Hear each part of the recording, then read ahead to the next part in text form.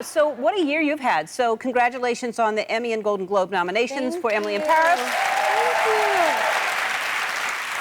you. And you got married. You found a decent guy. I did. I got married. A decent guy. Thank you. Yeah. It was quite the year. Yeah. And so you got married. I just saw you next to a waterfall. Where was this? Oh, yeah. It was a place called Dunton Hot Springs in Colorado. We had never actually been there until about the day before we got married, which was really fun planning a wedding before visiting the location. But it was stunning, and we love nature. So Yeah, I know. Y'all really love nature. You're both. How did y'all meet?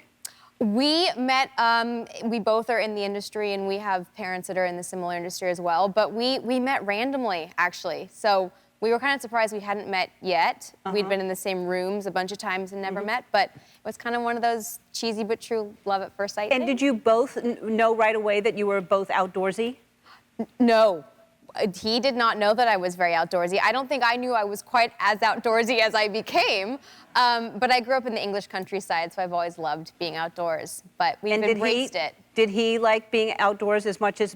Because the two of you together are always someplace interesting, it seems. We are. We really like embracing new adventures. So where's this? Oh, this is on our honeymoon in Norway. We went all around Scandinavia on like a foodie adventure tour. Now, I've never been to Norway, but that seems beautiful and cold. Stunning. Was it cold? Freezing. And if anyone knows me, they know that I'm just like not a fan of the cold. But I embraced it. We got in the water, which is freezing, beyond freezing. Yeah, I saw you jump in the water. Yes. And then, so this treehouse, we have a picture of the treehouse that you stayed in. And so that's...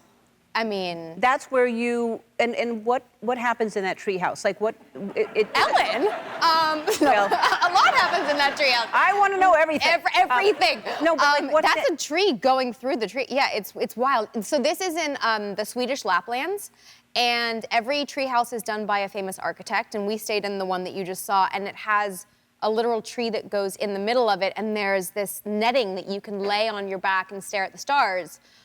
It's so beautiful, it's so romantic. It's also odd because there's obviously like no piping that goes up to the treehouse. So like it's very close quarters, and you know, when you go to the bathroom, it's, you have to do anything you're gonna do into a paper bag, which then gets incinerated, which then turns to dust, which gets buried and made into a tree. No. So it's like, you know, it's eco-friendly. It was intimate, I'll tell you that much. No. I would not do that. There's so much no to that. At 4 in the morning, if you have to pee or whatever, you just have to remember the bag. Wow.